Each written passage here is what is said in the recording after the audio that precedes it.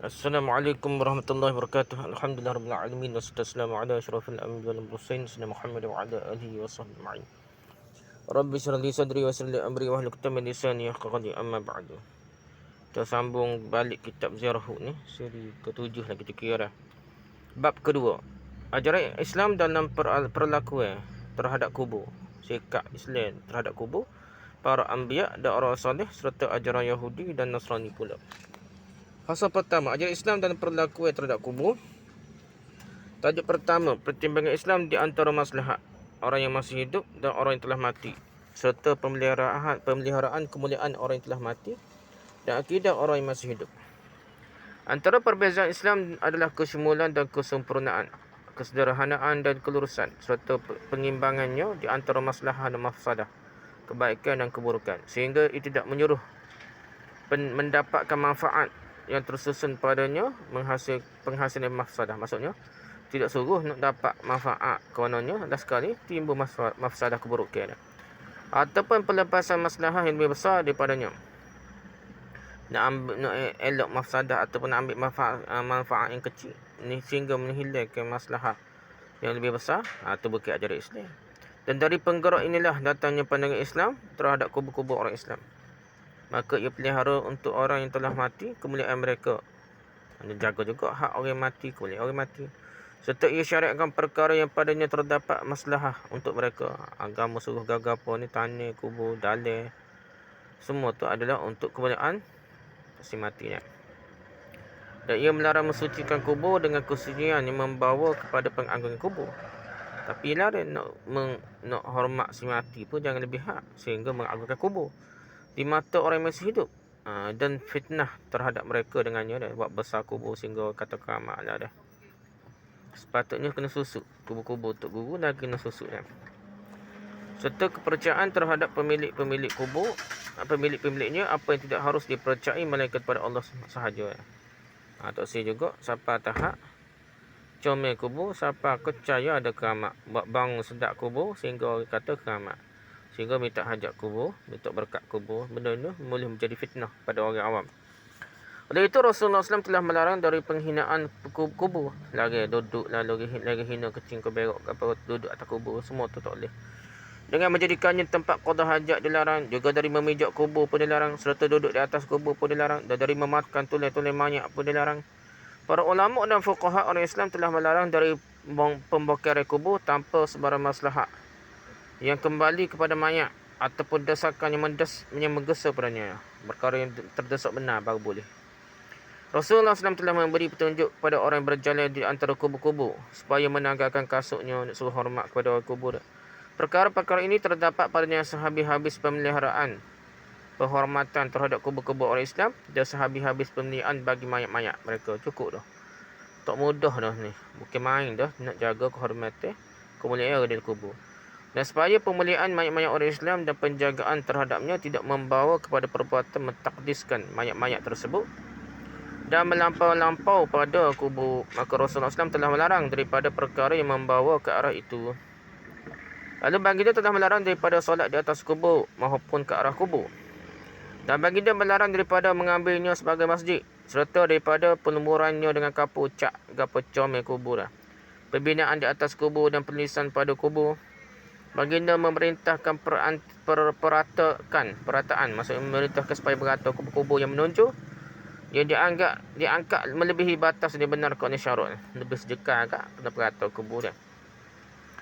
Para sahabat golongan yang mencontohi mereka dengan baik serta para imam yang diteladani telah mengetahui itu semua, dan mereka telah menjaga petunjuk tersebut yang baik, petunjuk yang baik serta jalan yang berpanduan itu sehinggalah akhir kurun gemilan lah. Kalau salah dah. Apabila jatuh penguasaan orang Islam kepada golongan Rafidah dan Batiniyah di dunia Islam ni, ada kajian Syiah kata-kata dah.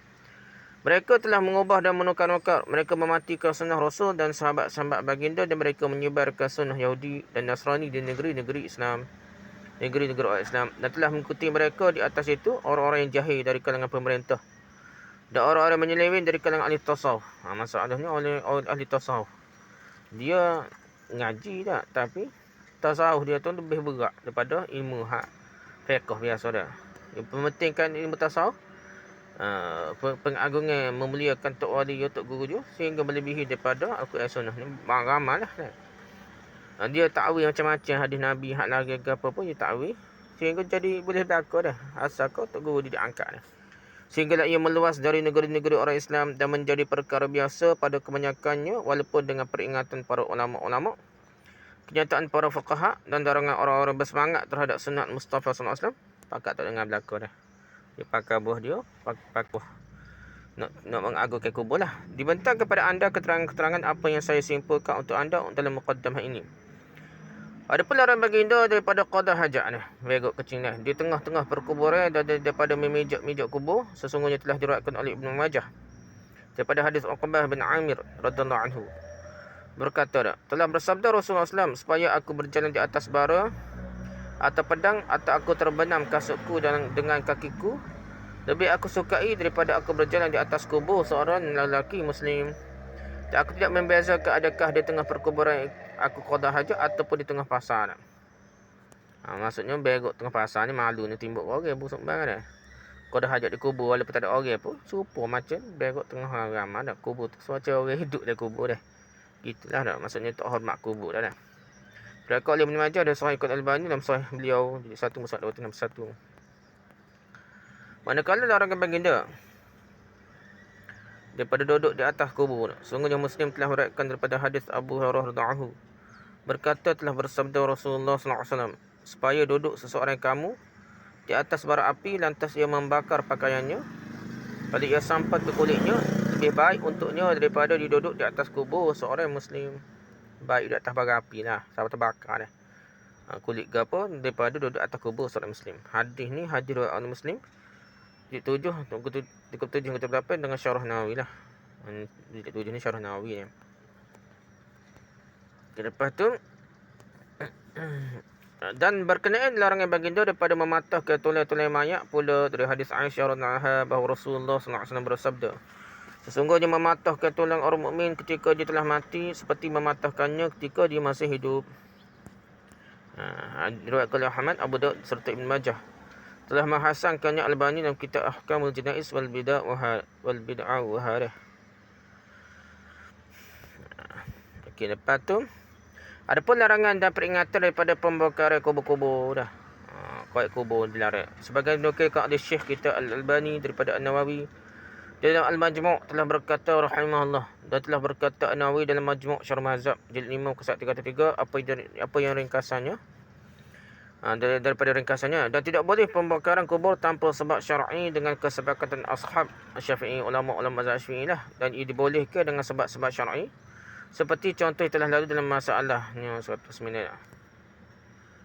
Dari ringkasannya adalah bahawa dibolehkan pembakaran kubur apabila ia yakni mayat telah binasa dan menjadi tanah hasil lebur dah. Maka ketika itu boleh ditanam mayat yang lain di dalamnya. Kubur ni bukan milik pribadi dah. Kubur tu buat blender lah kata tak. Buat binek lah dah. Buat bata lah mama ke apa, mana boleh, tu bukan cara Islam tu tak. Tu cara jahiliah. Keadaan Islam ni ialah kubur tu adalah milik bersama lah. Selagi mayat tak hancur, boleh lagi duduk lagi. Dia mayat hancur dia tolak kat, boleh pindah ke lain. Bahkan Masjid Madinah tu ialah kubur orang jahiliah dulu. Hak lama-lama, kubur lama dah.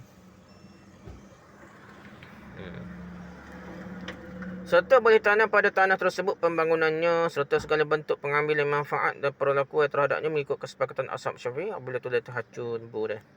Ini bukan tulis dah, itulah tinggal tulis saja hacur tu mayat dah. Ini sebab adalah apabila tidak tersisa-sisa lagi bagi mayat tersebut sebarang kesan yang berupa tulang dan lain-lain lah. Lama sangat lah. Perkara tersebut adalah berbeza-beza mengikut perbezaan negeri dan tanah, dan diambil kira padanya pendapat golongan berpengalaman yang mengenainya orang biasa situ dah.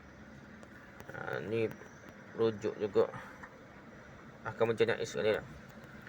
Manakala petunjuk Nabi SAW untuk menanggalkan kasut apabila berjalan di antara kubur-kubur telah meriwayatkan oleh Abu Daud dan lain-lain dari hadis Bashir bahawa Rasulullah SAW dalam sebuah hadis yang panjang, beliau berkata dan berpaling daripada Rasulullah SAW suatu pandangan, tiba-tiba seorang lelaki berjalan pada perkuburan tersebut, padanya sepasang kasut.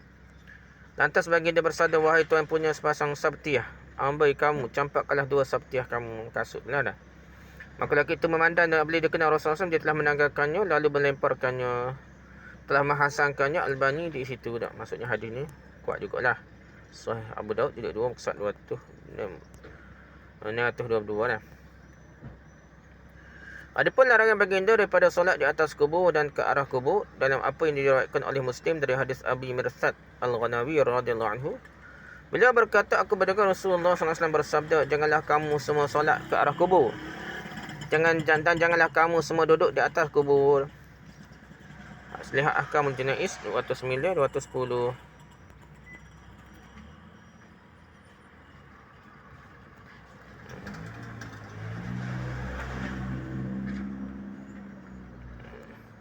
Jadi hadisnya, jangan kamu solat ke arah kubur dan janganlah kamu semua duduk di atas kubur dah. Di atasnya. Dan dalam apa yang diriwayatkan oleh Abu Ya'la dengan sandaran yang sahih sebagaimana dikatakan oleh Al-Albani rahimahullah di hadis Abi Sa'id Al-Khudri radhiyallahu bahawa Rasulullah SAW melarang pembinaan kubur-kubur atau duduk di atas kubur atau solat di atas kubur dah, atasnya dah. Tahzirus Sajid muka 131 dah. Ada pelarangan baginda daripada mengambilnya sebagai masjid-masjid. Ambil kubur buat masjid. Dalam hadis Abu Hurairah telah berkata telah bersabda Rasulullah SAW, ya Allah, janganlah engkau jadikan kuburku sebagai berhala. Allah melaknat kaum yang mengambil kubur para anbiya mereka sebagai masjid-masjid. Diriwayatkan oleh Ahmad dan lain dengan sanad yang sahih.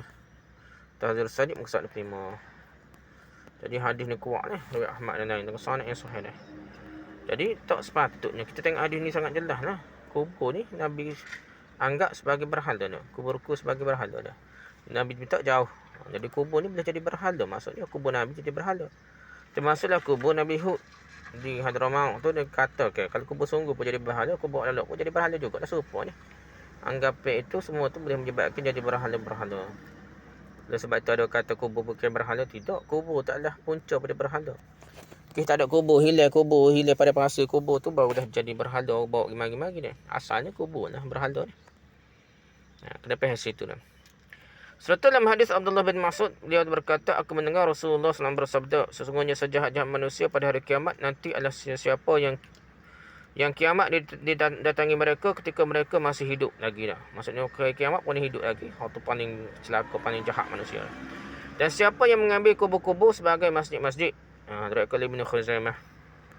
Hadis jilid 5 muka 67 berkata pula isnadnya adalah hasan. Jadi kuat juga lah, boleh dia pakai dah. Jadi orang boleh hidup masa hari kiamat ni tak ada lah manusia berjahat pasal masa tu mati dah. Orang-orang hak baik ni lalu angin ke apa tak tahu lah, mungkin bahaya dia sebut kan, tinggal orang hak orang baik habis mati belakang, tinggal orang jahat saja dah. Lepas tu lagi orang paling jahat lagi, sebenarnya celaka paling jahat lagi manusia tu, orang ambil kubur lah ni. Ada dah orang ambil kubur-kubur buat masjid ni. Kubur-kubur tu tempat ibadah, tempat doa, tempat berzikir, tempat buat ibadah. Kubur je buat tempat ibadah lah. Jadi tu masjid lah. Masjid ni tempat semaya, tempat ibadah lah. Masjid lah. Jadi kubur-kubur kalau buat masjid tu adalah makhluk yang buruk. Terus jelas ni, tak boleh nak tahu ni. Cuma kat gitulah. Dia cinta gila ke tasawuf, sufi, tarekat ke apa tak guru ni. Dia boleh ta'wil lah hadis-hadis ni. Antaranya adalah hadis Jundub di sisi Muslim bahawa beliau mendengar Rasulullah SAW 5 hari sebelum baginda wafat. Ketika baginda bersabda, ketahuilah, sesungguhnya orang-orang sebelum dari kamu dahulunya mengambil kubur-kubur para anbiya mereka dan orang soleh kalangan mereka sebagai masjid-masjid. Ketahuilah, maka janganlah kamu mengambil kubur-kubur sebagai masjid-masjid, kerana sesungguhnya aku melarang kamu daripada perkara tersebut. Diriwayatkan Muslim jilid 5 muka 13. Ni hadis sahih Muslim lagi dah. Dah. Jadi orang zaman dulu jangan kita buat kira dalam Quran ada sebut ambil ashabul kahfi buat kubur dan apa dah. Memang ada lah, memang dulu ambil berkat kubur-kubur para nabi ni dia buat masjid. Dan sekali jadi syirik. Jadi oleh sebab itu Nabi kata jangan ambil kubur-kubur sebagai masjid. Ambil lagi perkataan jadi haram lah.